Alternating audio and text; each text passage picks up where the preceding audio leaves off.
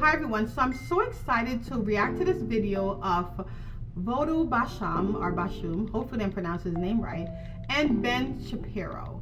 I mean, I follow the Dailywire. I watch a lot of their shows because it's given that conservative perspective news.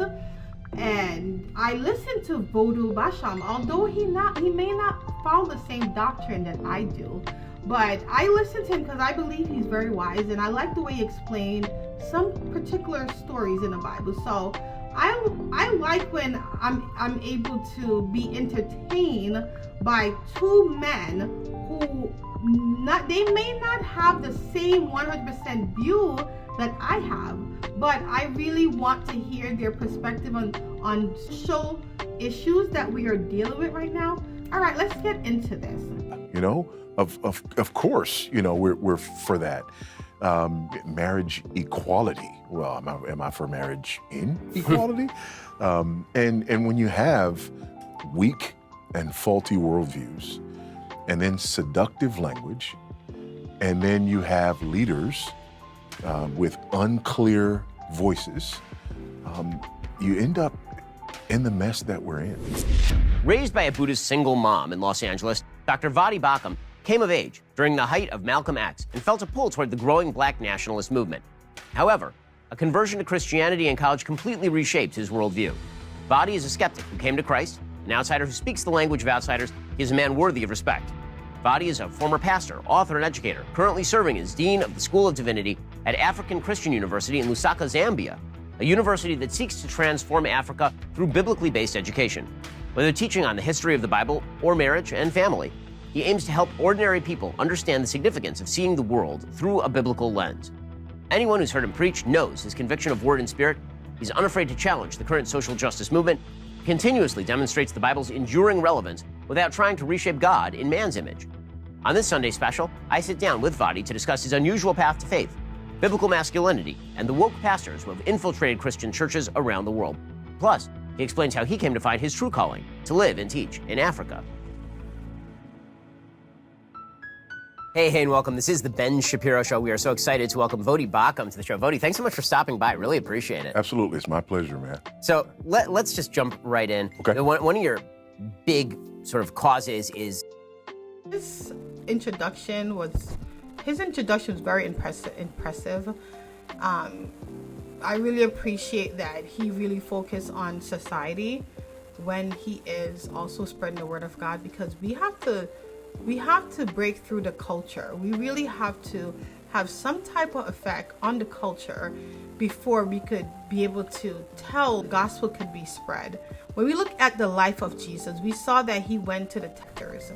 So a lot of Christians believe that they could be Christians from the church. No, you have to go out in the world. You have to leave some type of source to reach people. And I really appreciate like how he wrote books. Number one, he built a school in Africa, and I believe he has about 7 children. So he's not only someone who preached the gospel, but he lived that life that he could set an example to men. So let's continue watching. Fight over social justice. Yeah. Obviously, the term social justice is very contentious. So how do you define social justice, and what do you think is wrong with social justice? Yeah, I mean, I think social justice classically is defined as the redistribution of wealth, privileges, and opportunities. Social justice is about equity, not equality, right? Not what we all grew up with, you know, equal opportunity, but equity, equal outcomes.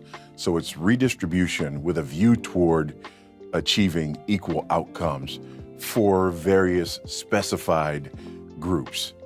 Again, there's a lot more, you know, involved in that, but that's the basic definition of it. And how do you think that comes into conflict, because you've talked a lot about this, with Christianity and religious practice generally? Because there are obviously a lot of social justice-infused Christian teachings. Yeah, it's awful, but I think the clearest conflict is seen, you know, when Jesus, in one of his parables, talks about the parable of the talents, right? And you have the owner who gives, different talents to different workers, right? There's one, and then, there's two, and then there's five. He comes back, and one of them has done better with his talents than the others.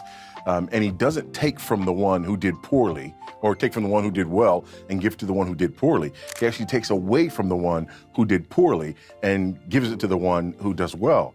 I refer to that parable because it really flies in the face of the idea that the Christian attitude ought to be equal outcomes. Nothing could be further from the truth.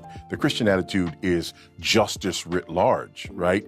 God's justice, the righteous and equal application of God's law, but not equal outcomes. So when it comes to group redistribution, which is really what I think social justice is very into. Now, obviously, social justice has an individual component. There are people who believe that every individual should come out evenly, which essentially amounts to communism. But it seems like in today's day and age, it's more about group redistributive justice. There are certain groups who've been put upon. There are certain.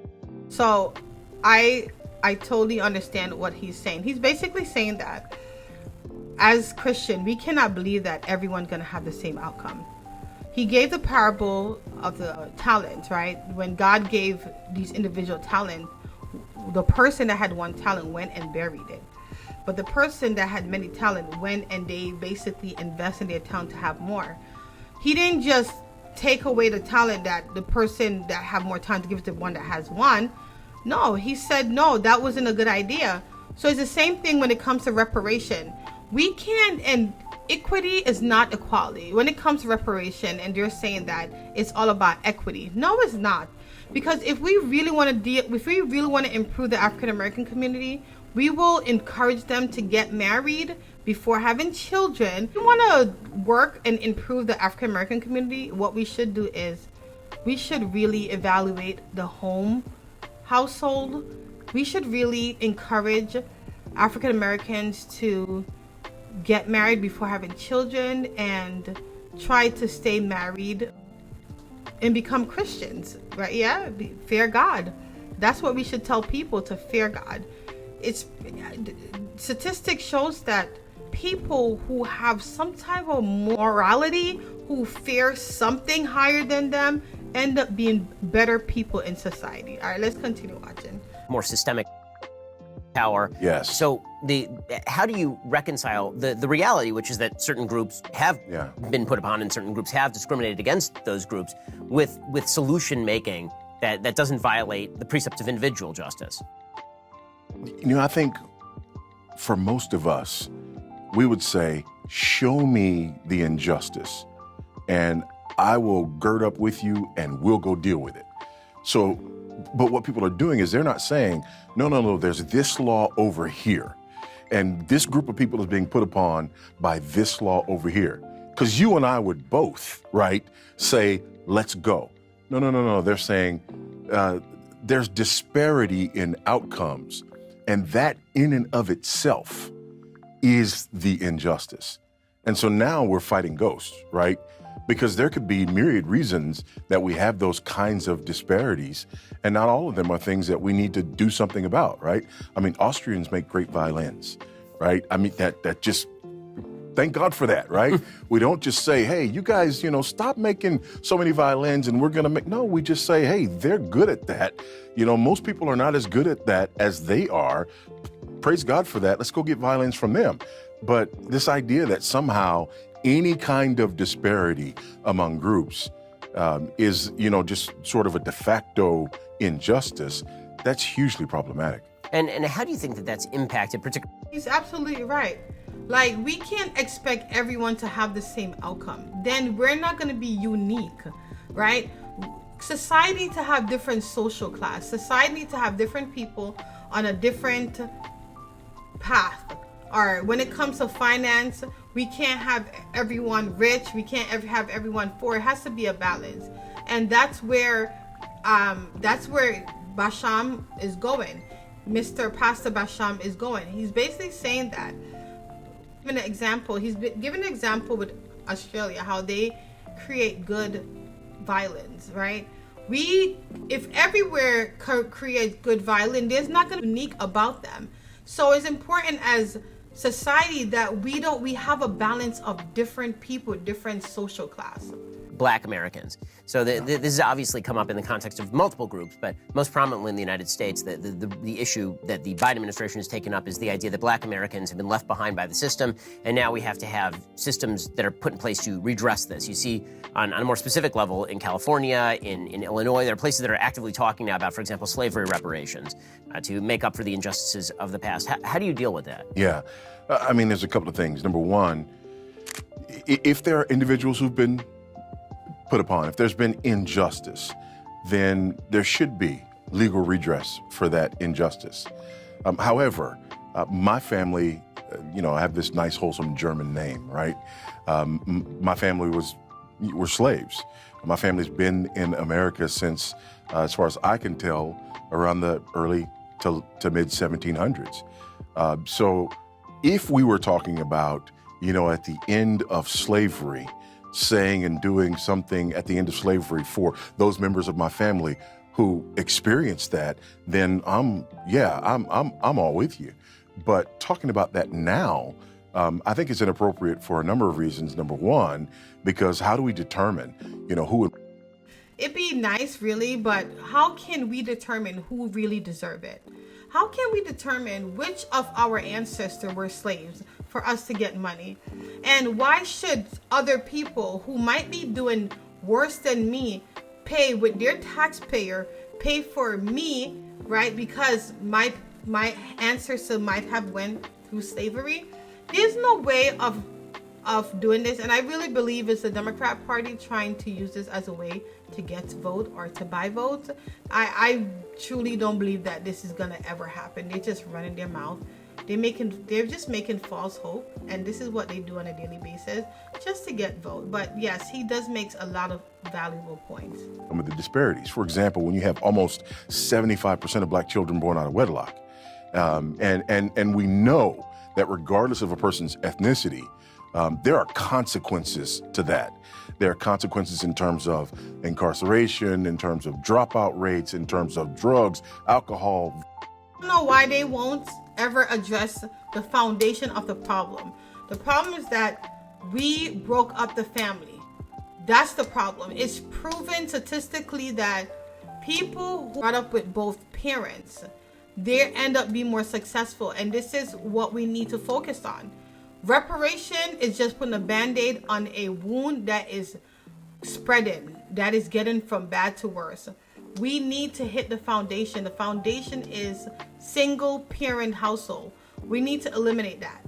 In the 1930s, we were doing better when the father and mother stayed together, when divorce rate was less than 30%. Now the single parent household is greater than 70%. That is the problem. That is the problem of the African American community.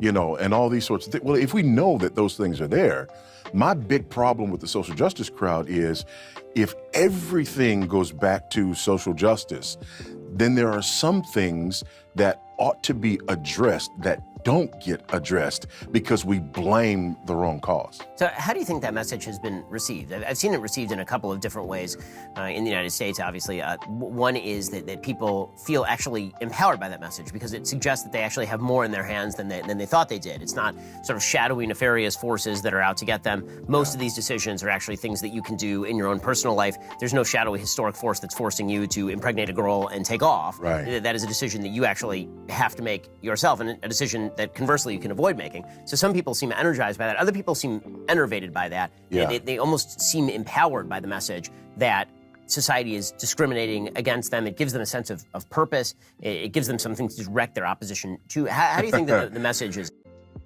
Everyone, so I really enjoyed this video. I'll be doing a part 2 on it. It's a very long video. It's about 47 minutes, and I don't believe that anyone nowadays could be watching a video for 47 minutes. But let me know what you think. Please don't forget to like and subscribe to my page. Have a blessed day.